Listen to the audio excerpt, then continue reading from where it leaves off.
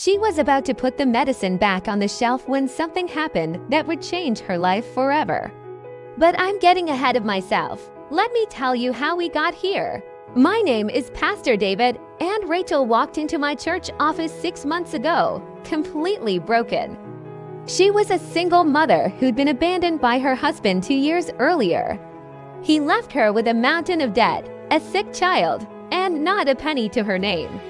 She'd been working 2 jobs just to keep a roof over their heads, but it was never enough. The bills kept piling up. The landlord was threatening eviction. And her daughter, sweet little Emma, kept getting sicker. Rachel had grown up in church. She knew the Bible stories about God's provision. She'd heard the sermons about tithing and giving. But when you're down to your last dollar, those stories feel like fairy tales. "Pastor," she said to me that day, "I want to believe God sees me. I want to believe He cares. But I'm drowning, and I don't see a way out." I prayed with her. I gave her what encouragement I could. But honestly, even I was wondering how God was going to come through for this woman. 3 weeks later, Rachel was standing in that grocery store with $12. It was all she had until her next paycheck in 4 days. She'd already skipped meals to make sure Emma could eat. Her car was running on fumes. And now, her daughter desperately needed medicine that cost more than she had. She was standing there, trying to figure out what to do, when she heard a commotion at the front of the store. There was a homeless man causing a scene. He was dirty, disheveled, clearly hadn't showered in weeks. He was asking customers for money, and everyone was walking past him like he didn't exist. Store security was heading his way to escort him out. Rachel watched this unfold, and something stirred in her spirit. She looked at the $12 in her hand. She looked at the medicine on the shelf. She looked at the homeless man. And she heard the voice of God, clear as day, say one word, "Give, God. Are you serious?" She whispered, "This is all I have. My daughter is sick." "I can't," but the voice came again, stronger this time, "Give." Rachel's hands started shaking. Every logical part of her brain was screaming no. This made no sense. This was financial suicide. This was irresponsible, but something deeper than logic was compelling her. She'd heard enough sermons to know this was a test. A test of whether she trusted God or trusted money. A test of whether she believed what she said she believed. Rachel walked up to that homeless man while everyone else was walking away. Security was about to grab him. She tapped him on the shoulder, and when he turned around, she saw something in his eyes: pain, desperation, humanity. She pressed those $12 into his hand and said, "God sees you. And He loves you." The man's eyes filled with tears. He tried to thank her, but she was already walking away, her own tears falling. She left that store empty-handed. No medicine for Emma, no food for the next 4 days, nothing. She got to her car and broke down. "God, I gave my last. I gave everything. Now what? How is my daughter going to get better? How are we going to eat?" She drove home in silence, pulled into her apartment complex, and saw something that made her heart drop. An eviction notice on her door, bright orange paper, 30 days to vacate. She'd known it was coming, but seeing it there in black and white felt like the final blow. Rachel carried Emma inside, laid her on the couch, and fell to her knees. "God, I don't understand.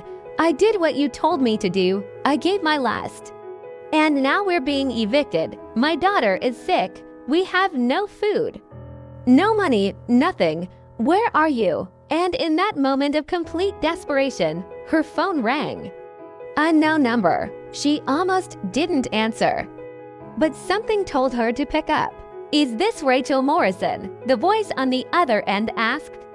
"Yes," Rachel replied, confused. "My name is Thomas Grant. You don't know me, but I was in the grocery store today. I saw what you did for that homeless man.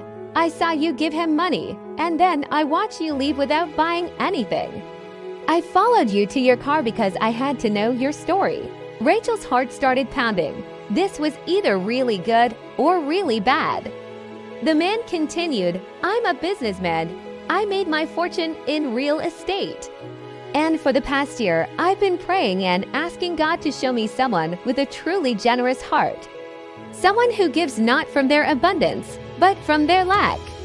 Someone who trusts God more than they trust money. And today, I watched you give your last $12 to a stranger." Rachel couldn't speak. Thomas Grant went on, "I want to help you. I don't just mean with a little money. I mean really help you. First, I'm paying your rent. Not just this month, for the next year. 12 months, fully covered. Second, I'm setting up a trust fund for your daughter's education. $50,000 so she can go to college debt-free. Third, I own a property management company, and we have an opening for a regional manager position.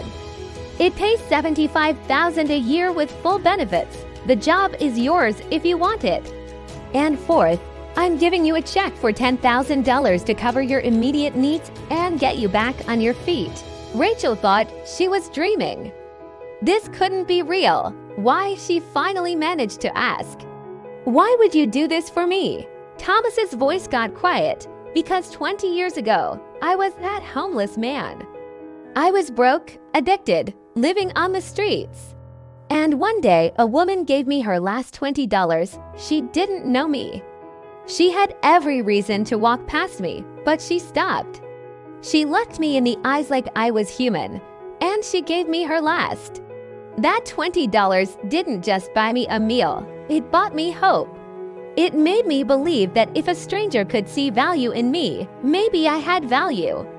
That moment changed the trajectory of my entire life. I got clean, I got help, I rebuilt. And I've been looking for a way to pay it forward ever since. Today, God showed me, you're that woman for someone else. And I want to be for you what that woman was for me." Rachel couldn't stop crying. She thanked him over and over. They made arrangements to meet the next day to finalize everything. When she hung up the phone, she just sat there in shock. Less than 2 hours ago, she'd given away her last $12. And now she had a year of rent paid, a job, a college fund for her daughter, and $10,000. But it didn't stop there. The next morning, there was a knock on her door. It was her landlord. "Rachel, I need to talk to you about the eviction notice." Her heart sank. Maybe Thomas Grant had been too good to be true. But the landlord continued, "I'm rescinding it. Last night, a man called me and paid your entire year of rent in advance. Plus, he paid off all your back rent. You don't owe me anything. I just wanted to apologize for the notice and tell you you're good for the next 12 months. Rachel couldn't even form words. Later that day, she took Emma to the doctor. When she tried to pay the copay, the receptionist said, "Ma'am, your bill has been covered. Someone set up an account for you. All of your daughter's medical expenses for the next 2 years are fully paid." Rachel felt like she was in a dream. Every need she had, every bill she was drowning under, was being wiped away in less than 24 hours. All because she gave her last $12. Here's what I need you to understand. The greatest blessings don't come when you give from your comfort zone. They don't come when you give the extra. They come when you give your last. When you give from your need, not your abundance. When you give even though it doesn't make sense. When you give even though you're scared. That's when you unlock a level of God's provision that most people never experience, because most people never give their last. The Bible tells us about a widow in Zarephath during a famine. She had just enough flour and oil to make one last meal for herself and her son, and then they were going to die. The prophet Elijah showed up and asked her to feed him first. Think about that. Give your last meal to a stranger. It was absurd. It was illogical. But she did it, and you know what happened. Her flour and oil never ran out. For years, during the worst famine in history, she and her son ate every single day. Why? Because she gave her last. Jesus sat in the temple and watched people give their offerings. Rich people were giving large amounts, and everyone was impressed. Then a poor widow came and gave 2 small coins. It was all she had. Jesus called his disciples over and said, "This woman gave more than all of them." They gave out of their wealth. She gave out of her poverty. She gave her last, and that moment, that sacrifice, was recorded in Scripture for all of history. The greatest blessing comes to those who give their last. Rachel came to church the following Sunday with Emma, and she shared her testimony. There wasn't a dry eye in the building, but here's the part that wrecked me. After the service, Rachel pulled me aside and said, "Pastor, I need to give my tithe." I was confused. "Rachel, you just went through all of that. You just got blessed. You don't have to rush to tithe right now." She looked at me and said, "You don't understand. I'm not tithing out of obligation. I'm tithing out of gratitude. God showed me that when I give my last, He gives His best. I'm not going to stop giving now that I have more. I'm going to give even more, because now I know what He can do." That's the heart that attracts heaven's attention. That's the heart that unlocks supernatural provision.